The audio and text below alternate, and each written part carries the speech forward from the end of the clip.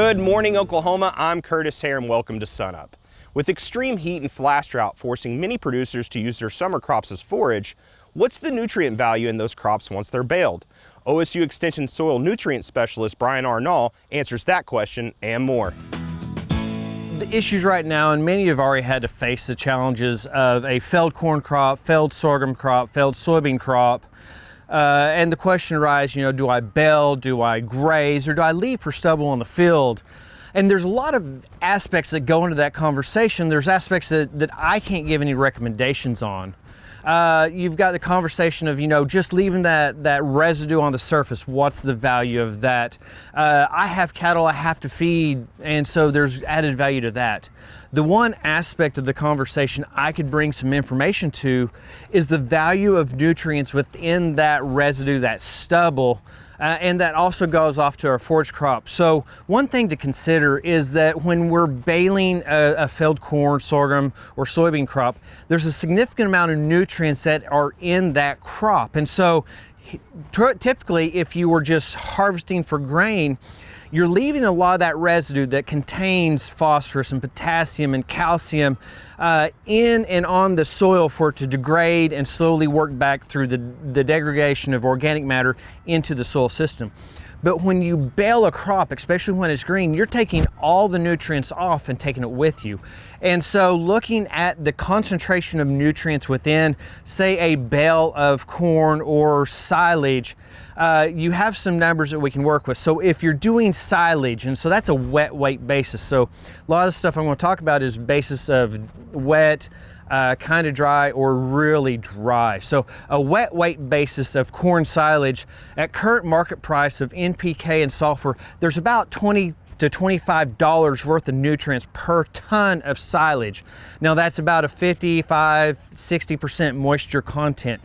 If we go all the way to dry basis, so I'm measuring an absolutely dry crop, and so that value, because you're concentrating it per dry ton and you don't have the moisture, that value goes up to $90 to $95 of nutrients per ton produced. But if you look in the middle, let's say you're at a hay moisture concentration, most of the literature and most of the documents would say that you have somewhere between $40 and $50 of nutrients per ton in each of those bales. And so now we have to think about that. One, if I'm selling the hay to somebody else, am I getting enough to recover the cost of baling, which by some estimates is between $25 and $35 per bale just to bale up? That's net wrap, that's diesel, that's time, plus the nutrients, plus everything else to replace, because ideally, if I'm removing a nutrient from my location,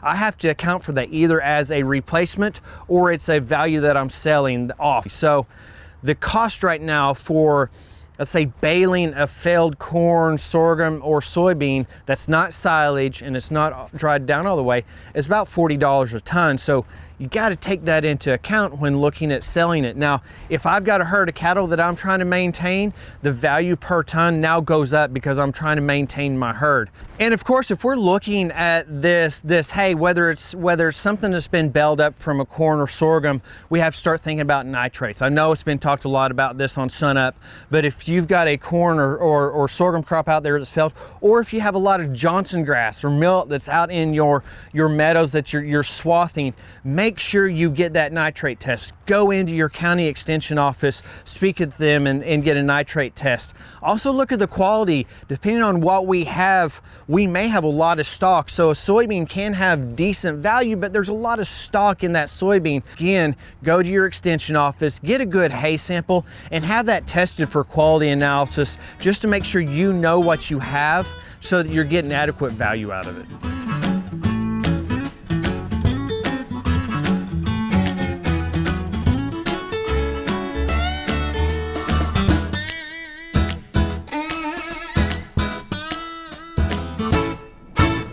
Welcome to the Mesonet Weather Report. I'm Wes Lee.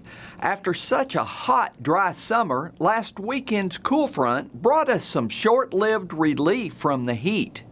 It also brought some long-awaited rain to a large part of the state, although it was not equally distributed. With this front, it was mostly a north versus south distinction. Here is the 7-day rainfall map from Wednesday morning. Most of the northern half of the state, including the Panhandle, had 1 to 3 inches.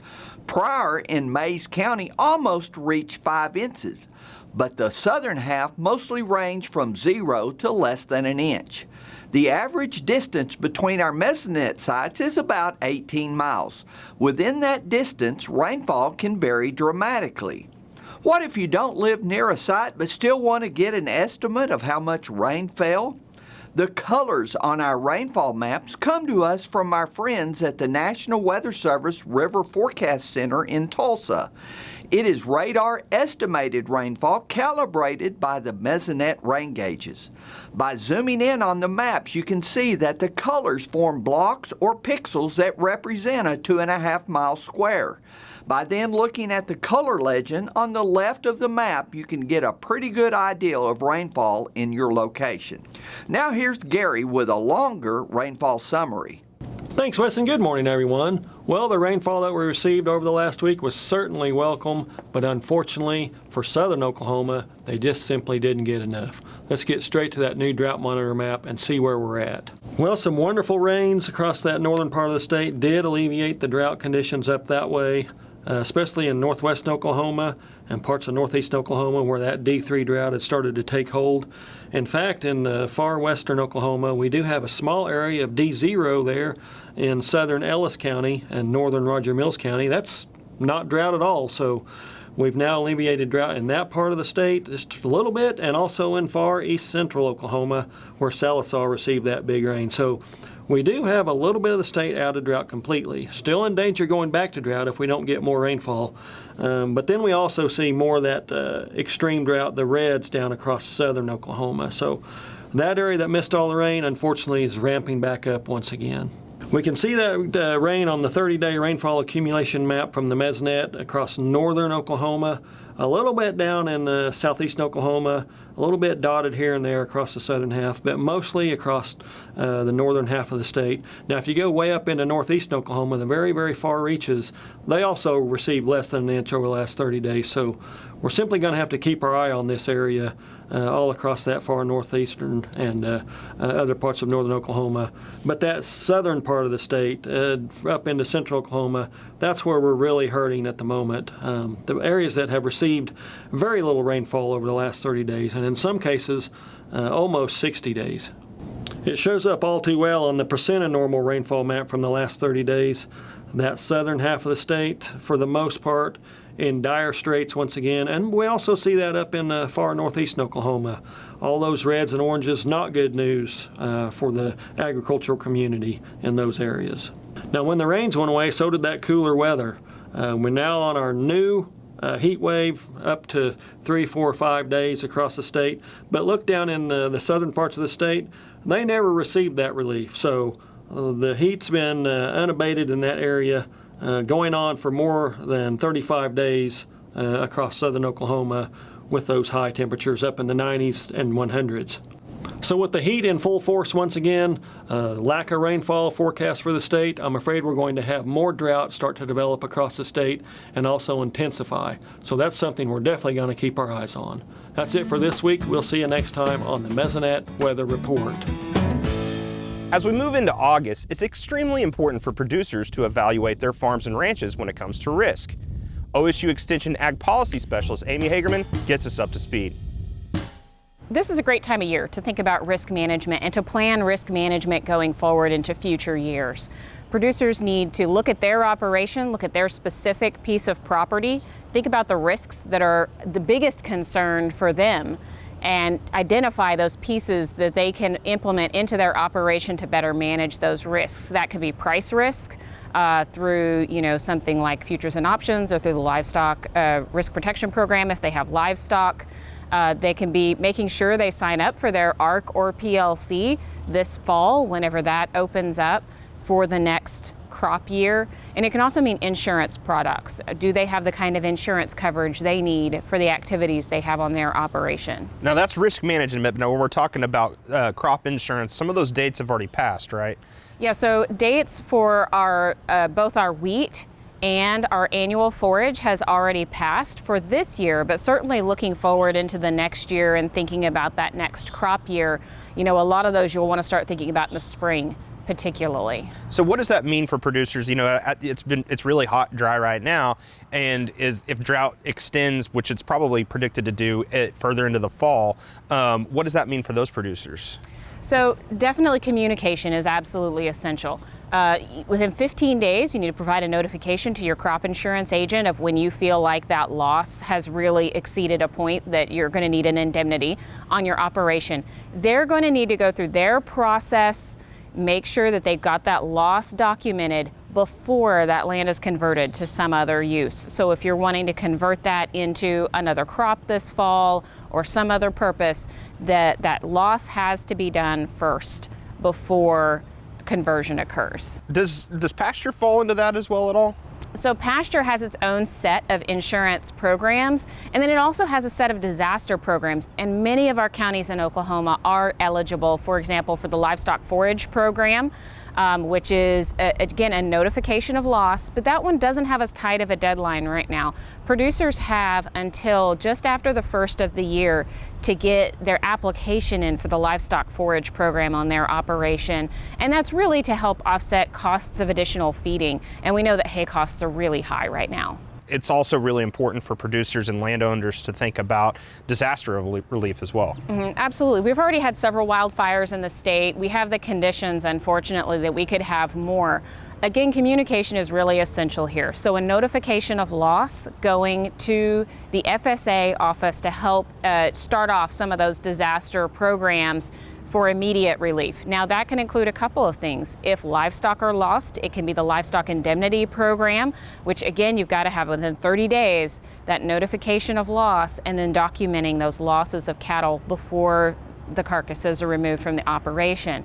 Then also if fence lines are damaged, the emergency conservation program can be implemented in a county, getting emergency relief to help rebuild some things that aren't typically covered. Critical thing here is that it's an eligible natural disaster loss. This is really related to sort of weather and natural disaster losses. So things like wildfire are certainly covered under it.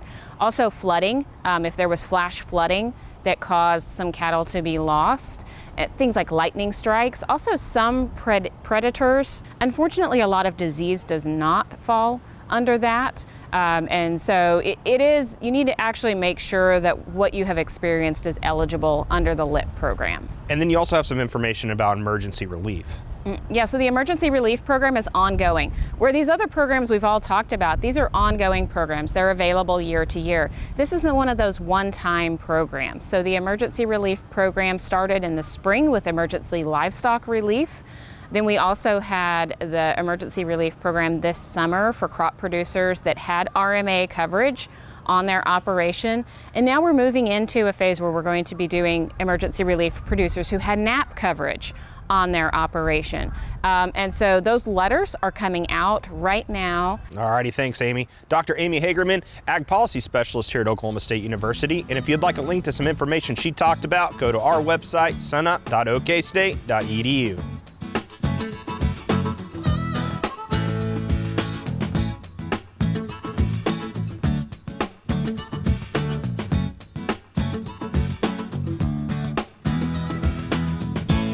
Time to check in the crop markets with our grain marketing specialist, Kim Anderson. So Kim, what's the latest news? Well, we got to go to the Black Sea area. And this week, the first ship loaded with wheat left Ukraine port and was escorted out and went into Turkey for inspection. They say that they'll be able to move about one ship per day. And as we get out a couple weeks, maybe 2 or 3. But the wheat's starting to move and the crop's moving out of Ukraine. You got Russia. They're exporting their wheat. We've talked about that before. They're also, look at their fertilizer exports, except for the ammonia, their exports are back to normal. And then in the news is also the drought in the European Union area. The Rhine River is low and they may have to stop exporting out of export movement out of that Rhine River area, and that'll impact German exports. And you know, Germany is a relatively large wheat exporter. United States, they're watching the corn, the soybeans, the milo, the cotton production, those estimates, and of course next week the USDA WASDE report comes out. So what market signals are you watching? Well, we're waiting on the WASDE to see what those supply and demand estimates are. Before that WASDE comes out on Friday, we'll have the pre-release estimates. Those always have an impact on the market. And then on the charts for the futures contracts, we're watching the trends and the spreads on those charts. What price trends have been established? Well, if you look at the price trends for wheat, probably sideways. Your cash wheat price, northern Oklahoma, about $8.20, southern Oklahoma, $7.60. Look at that December contract for wheat. It's trading between $8.25 and $9. Currently, somewhere around $8.65 and sideways movement. Corn, cash for forward contract, $5.85. Look at that December corn contract, $5.60 to $6.25. Probably sideways movement there, and trading somewhere around $6 now. Soybeans, it's all over the board. It's at $13.20 on that November, well, the November contract's at $14, cash forward contract $13.20. 7 days ago it was $13, it went up to $14.80 and back down to $13.80. So soybeans, I don't know that they have a trend, they're just all over the board. And cotton, slightly up, trading between 90 and 97 cents. What about the price spreads? Well, if you look at the spreads, they're relatively non-existent. You look at that Kansas City, the September to the Dece contract, that's 8 cents. Now, to own wheat out to December for farmers, about 30 cents cost. 8 cents not going to pay that. Corn, you got a 13-cent spread on the forward contract. Dece to the May contract, carry for that's about 36. Soybeans, you've got an 8-cent spread between the November contract and the July contract. Cotton, between the December contract and the May contract, you've got a minus 6 cents. There's no carry in the market relative to the futures prices. So what do these trends and spreads tell you? Well, if you look at the trends, I think they're telling us that the market's settling down a little bit. You look over the last few years, it's the most uncertain times I think we've had for the last 40 years. So the trends, I think we're settling down a little bit. The spreads tell me that they want to buy the product now.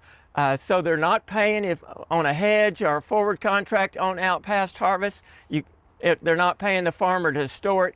The commercials want to own it now. All righty, thanks, Kim. Kim Anderson, Grain Marketing Specialist here at Oklahoma State University.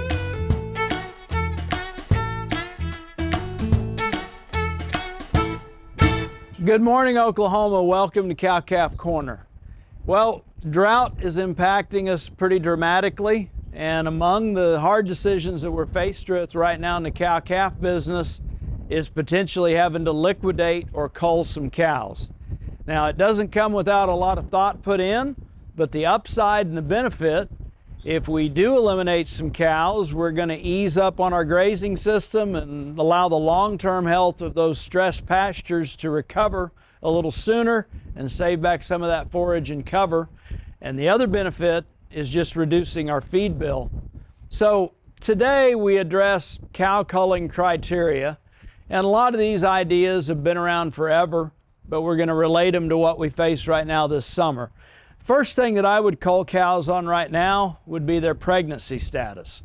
If I've got heavy bred cows, I'm going to want to keep a hold of those the longest. Short-bred cows are going to come second to that. But if I've got a bunch of open cows around right now, that would be my first culling criteria. From our high national cow inventories in 2018, we're down about 6%. We know we're seeing more cows go to market almost on a daily basis at this point in Oklahoma and a lot of other parts of the country. That lower cow inventory that we're going to be looking at in the future is going to equate to fewer calves on the market and higher value per pound of those calves that are going to go to market in the next few years. So if I've got some heavy bred cows, those are the ones I want to hang on to. Those are the cows I'm going to be able to capture value out of the calves produced the soonest. Second culling criteria that we get into right now is just age of cows. We typically think about cows coming into their prime at about 4 years of age or when they're raising that third calf. Typically cows at about 10 are going to start to break down, be more likely to suffer from one problem or another. So if I can, I'm going to tend to keep my younger cows or those cows that are in the prime of production as opposed to the older cows I'm dealing with. Third thing is just orneriness and bad dispositions. I could tell some stories here about growing up with certain breeds of cattle, but Cow-Calf Corner is not the time to get into that. Basically, if we've got cows that are hard to work with, hard to catch, or aggressive in their behavior, we might have made excuses for them when times were good and we had a lot of grass, but right now, they're out of excuses. The next topic I get into is just the oddball type of cows. Do we have cows out there that got bad udders, bad mouths, bad teeth, bad legs, some kind of issue with them? Maybe they don't shed hair and they can't handle the summer heat in Oklahoma very well. Whatever it is about them that makes them an oddball or makes them non-conforming, I'd get rid of those kind of cows. And the fifth thing that we address today is if all your cows are 4 years old, tight bred, due to calve soon, you got no issues in any of them, and you've figured out you need to get half of them off your feed bill, that benefit that we've talked about on Cow-Calf Corner before of just keeping production records, if we do nothing else, but at weaning each year, we weigh the calves, we weigh the cows, and we preg check the cows. Over time, we can take a look at that and figure out what percentage of our cows' mature weight, both on a herd-wide and an individual cow basis, that they're weaning off.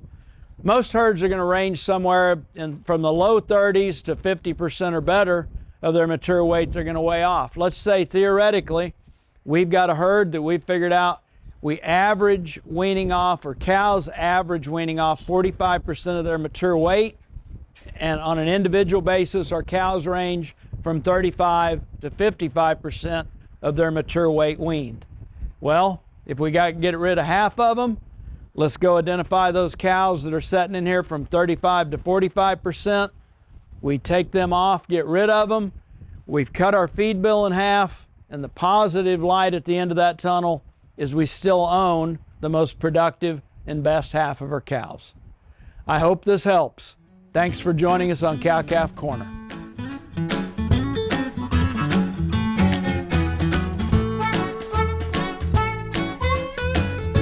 Cattle numbers are falling. So Derrell, what's the mid-year cattle inventory report showing?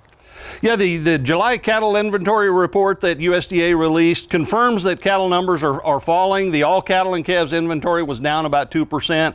You know, on the beef side, we're really looking at the beef cow herd was down about 2.4%. Continued, liquidation as we've seen the last several years, but accelerated by the drought. The replacement heifer number was down 3.5%. So that really has implications for our ability going forward. And if you look at the other inventory categories of other heifers, steers, and calves, adjusted for the numbers in the feedlots, the feeder supply was, estimated feeder supply was down about 2.9%. Well, the heat wave that's still going on, but really in July was really, really tough in Oklahoma. So how did that impact markets in Oklahoma? You know, we saw a lot of movement of cattle off in July. Markets were overwhelmed. We got a lot of anecdotal reports of auctions that were full of cows. Even feeder cattle numbers were up a little bit, and that did impact the market. Again, markets were overwhelmed, and so we did see a sharp drop in the cull cow prices in particular, a little bit of drop in feeder cattle prices. Both of them seem to be recovering a little bit by the end of July, but we're continuing to see fairly large volumes of cattle. Given this time of the year, we just don't have a lot of choices. Has drought changed the overall market outlook going forward for the rest of the year? You know, it's changed some aspects of our outlook for the year. Early in the year, we thought beef production was going to be down 2 to 2.5% because the drought has continued to force particularly more females into the market. Cull cow slaughter is up, heifer slaughter is up, and so that's keeping beef production a little bit higher. So we keep adjusting our expectation for beef production. Is still down, but maybe only 0.5% down for the rest of the year as we get to the end of the year here. So that part's changed a little bit. Price expectations haven't really changed very much. much. Prices are generally higher than a year ago. We expect in general that prices will continue to trend higher as we see these cattle numbers continue to tighten. So when we moving into 2023, do you think the drought's going to impact that marketing year? The drought is definitely going to have an impact in 2023 and even beyond that, I think, at this point. The drought is severe enough, it's pushing us to a smaller inventory than we ever intended to be, really than the market warrants. It's a little bit like what happened in 2011 and 2012 when we got a lot smaller. And of course, if you remember after that, there was a significant push to rebuild the herd. I think we'll see that again here at some point in the future in 2023, perhaps 2024, where we'll try to save a lot of heifers. We'll cut cow culling. That will really squeeze cattle supplies and beef production in the short run, and that'll probably provoke a fairly strong market response in terms of some higher prices for a period of time. You know, given all of that, how should producers, plan going forward for the rest of the year? Well, we got an eye towards that recovery at some point, and we keep that in mind. But really, in the short run, we've just got to be realistic about getting through this thing. We're still very much on the defensive at this point. It's August. We're not going to grow a lot more forage at this point. Even though parts of Oklahoma got some rain a week or so ago, that's not going to change things a great deal at this point. And even if drought conditions ease in the fall, it won't grow a lot of forage. So I think we have to be realistic about how to get to really, next spring and the next growing season. So we've got to think about how many cows, can I take care of? How do I keep my pastures from being abused too badly in the process? And actually think about the financial consequences of trying to keep more cows than you can. All righty, Derrell, we'll check back in with you in a few weeks. Dr. Derrell Peel, Livestock Marketing Specialist here at Oklahoma State University.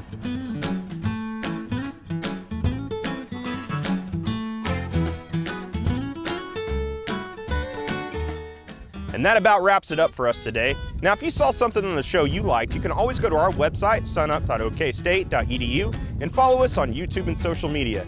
I'm Curtis Hare, and remember, Oklahoma agriculture starts at sunup.